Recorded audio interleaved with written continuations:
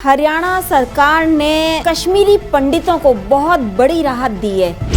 30 साल बाद जो कश्मीरी पंडित कश्मीर से आकर हरियाणा में बसे थे, उनको उनके घर के मालिकाना हक दिए हैं। प्राइवेट स्कूल आजकल दुकानें बन चुकी हैं। बड़े बड़े प्राइवेट स्कूल हैं, लेकिन जो अभिभावक हैं उनके ऊपर काफ़ी खर्चे डाल दिए जाते हैं। अक्सर छोटी मोटी चोरी के बारे में तो आपने सुना होगा कि चोर चोरी करके सामान ले गए, लेकिन क्या आपने कभी 60 फीट लंबे पुल की चोरी के बारे में सुना है?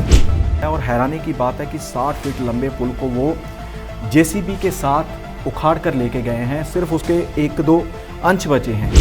तो अब आम आदमी पार्टी शिमला व कांगड़ा भी काफ़ी बड़ा ज़िला माना जाता है, उसमें और शिमला में रोड शो करने जा रही है। अभी तारीखों का ऐलान नहीं हुआ।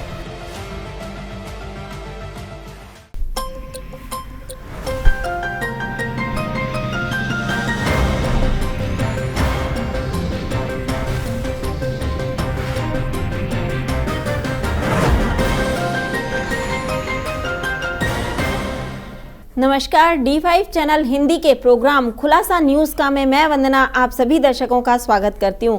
मेरे साथ आज स्टूडियो में मौजूद हैं सीनियर जर्नलिस्ट धर्मेंद्र संधू जी। संधू जी, आपका बहुत बहुत स्वागत है। जी धन्यवाद वंदना जी। संधू जी, हरियाणा सरकार ने कश्मीरी पंडितों को बहुत बड़ी राहत दी है, क्या है ये राहत? बिल्कुल वंदना जी, जिस प्रकार से सभी जानते हैं कि कश्मीर फाइल्स फिल्म काफ़ी चर्चा में है, काफ़ी सुर्खियों में। इसी के चलते ही कश्मीरी पंडितों के ऊपर जितना भी जुल्म हुआ था, कहा जाता है कि उस फिल्म में सारा कुछ दिखा रखा है। तो इसी के चलते अब कश्मीरी पंडितों का मुद्दा भी काफ़ी हाईलाइट हुआ था, काफ़ी सुर्खियों में आया था। तो हरियाणा सरकार ने पहलकदमी की है। उन्होंने 30 साल बाद जो कश्मीरी पंडित कश्मीर से आकर हरियाणा में बसे थे, उनको उनके घर के मालिकाना हक दिए हैं। उन्होंने प्लाट ज़मीन पहले ले रखे थे, लेकिन उनके पास जो उनकी रजिस्ट्री थी, जहाँ मालिकाना हक थे, वो नहीं थे। तो इसके चलते हरियाणा सरकार ने मिशन वचन पूर्ति के तहत जो हरियाणा के मुख्यमंत्री हैं मनोहर लाल खट्टर, उन्होंने ये उनको मालिकाना हक सौंपे हैं, उसके सर्टिफिकेट व कागज़ सौंप दिए हैं। बता दें कि 1991 से लेकर 93 के बीच पंडितों ने, जो कश्मीरी पंडित थे, उन्होंने हरियाणा में ज़मीन खरीदी थी। इनमें से कुछ के नाम तो वो ज़मीनें हो गई थी, लेकिन काफ़ी परिवार ऐसे थे जिनमें से 182 के करीब परिवार थे जिनको मालिकाना हक नहीं मिले थे। लेकिन अब कश्मीरी पंडित भी हरियाणा में पूरी तरह से नागरिक बन चुके हैं, उनको मालिकाना हक मिल चुके हैं, उनके नाम के ऊपर प्रॉपर्टी हो चुकी है। हरियाणा सरकार ने प्राइवेट स्कूलों को झटका दिया, क्या है ये खबर? बिल्कुल वंदना जी, जैसे सभी जानते हैं कि प्राइवेट स्कूल आजकल दुकानें बन चुकी हैं। बड़े बड़े प्राइवेट स्कूल हैं, लेकिन जो अभिभावक हैं उनके ऊपर काफ़ी खर्चे डाल दिए जाते हैं। हर साल फीसों में बढ़ोतरी की जाती है। किताबें व कापियाँ जो वो एक निर्धारित दुकान से ही खरीदने के लिए उनको बाधित किया जाता है। ड्रेसेस भी एक ही दुकान से मिलती हैं। तो इसी के चलते हरियाणा सरकार ने अहम फैसला लिया है, लेकिन थोड़ा सा लेट है फैसला। कारण यह है कि काफ़ी स्कूल शुरू हो चुके हैं, उनके एडमिशन्स हो चुकी हैं, किताबें कापियाँ बच्चे खरीद चुके हैं। तो इसके चलते उन्होंने कहा है कि प्राइवेट स्कूल एक फॉर्म नंबर 6 है उनका, उसको भरे बिना फीस में बढ़ोतरी नहीं कर सकते। और जिन स्कूलों ने बढ़ोतरी कर दी है उनके ऊपर कार्रवाई की जाएगी। इसके लिए उन्होंने आदेश जारी कर दिए हैं। जितने भी शिक्षा से संबंधित अधिकारी होते हैं, शिक्षा विभाग ने उनको आदेश जारी कर दिए हैं। और साथ ही कहा है कि जो विद्यार्थी या उनके परिजन हैं, किसी भी दुकान से वो अपनी किताबें ले सकते हैं, लेकिन स्कूल वाले दबाव बनाते हैं कि इसी दुकान से मिलेंगी, और उनकी मजबूरी भी बन जाती है कि किसी और दुकान से उनको उस स्कूल से संबंधित किताबें व यूनिफॉर्म नहीं मिलती।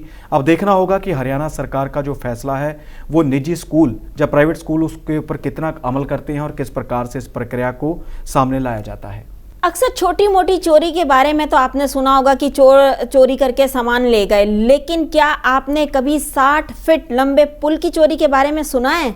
बिल्कुल वंदना जी, बड़ी अजीब सी ये चोरी हुई है। अक्सर आपने देखा होगा कि रोड के ऊपर लगी ग्रिल उठा कर ले जाते हैं, उखाड़ कर ले जाते हैं चोर, या फिर साइन बोर्ड उखाड़ कर ले जाते हैं। लेकिन 60 फीट लंबा पुल, और उसका अगर ग्रामीण जो हैं वहाँ के बिहार की घटना है, उनका कहना है कि 20 टन के करीब उसका भार था।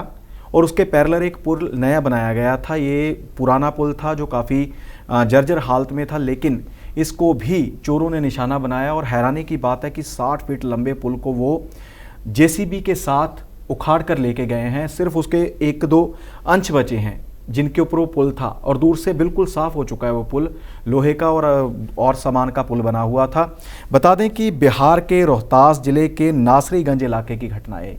वहाँ पर आरा मुख्य नहर पड़ती है, उसके ऊपर लोहे का पुल था, 60 फीट लंबा था और 10 फीट चौड़ा व 12 फीट ऊंचा था, और उखाड़ा पुल और ले गए, नामो निशान नहीं है। पुलिस भी हैरान है, जो नहरी विभाग से संबंधित लोग होते हैं, अधिकारी हैं, वो भी हैरान हैं।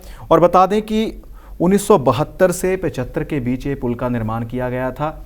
उससे पहले एक नाव डूबने की घटना हुई थी। बिहार की जो ये नहर है, इसको क्रॉस करने के लिए जो ग्रामीण थे वो नाव का सहारा लेते थे, लेकिन नाव डूब गई थी, काफ़ी लोग मारे गए थे।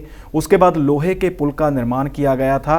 तो उसके बाद जब इसकी हालत जर्जर हुई तो दूसरा पुल बनाया गया, लेकिन अब ये लोहे वाला पुल चोरी हो चुका है, जिसका अब तक पता नहीं चल सका कि कौन ले गया, किसने कहाँ बेचना है। लेकिन बड़ी बात यह है कि 20 टन भार है उसका। अगली खबर हिमाचल से है, जहां आम आदमी पार्टी के बारे में पिछले दिनों मंडी में रोड शो करने की बात सामने आई थी, लेकिन अब वो और रोड शो करने की तैयारी कर रहे हैं। कहां पे होने वाला है ये रोड शो?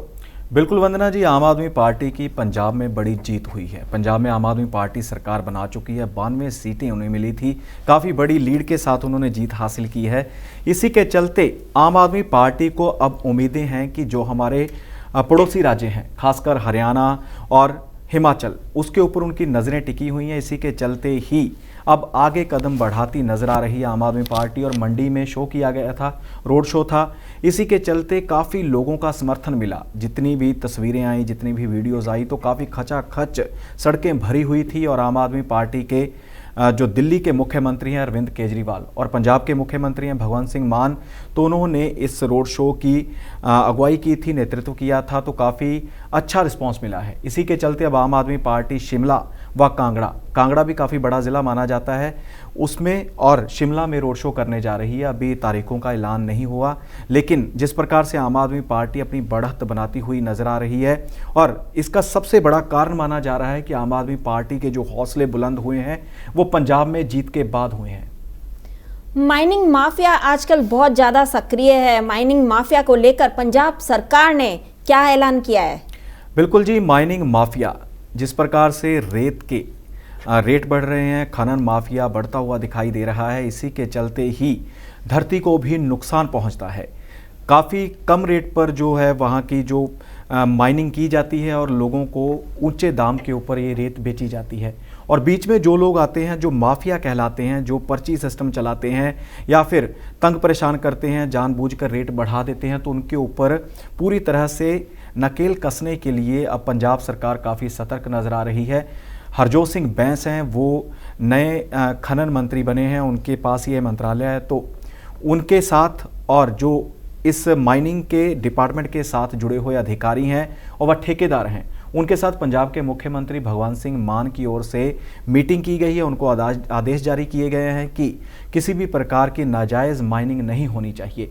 और बड़ी बात यह है कि अब पंजाब सरकार के ड्रोन जहां पर माइनिंग होती है उसके ऊपर पूरी तरह से नज़र रखेंगे और आने वाले 6 महीने में ही नई पॉलिसी बना दी जाएगी। नई पॉलिसी के तहत नई गाइडलाइंस होंगी कि कितना खनन किया जा सकता है, खनन करने के बाद रेत के जो रेट हैं वो कितने होंगे, वो पॉलिसी बनने के बाद सामने आएंगे। पंजाब में ही एंटी गैंगस्टर टास्क फोर्स बनाई गई है, तो इसका क्या काम है और इसके मेंबर कौन कौन है?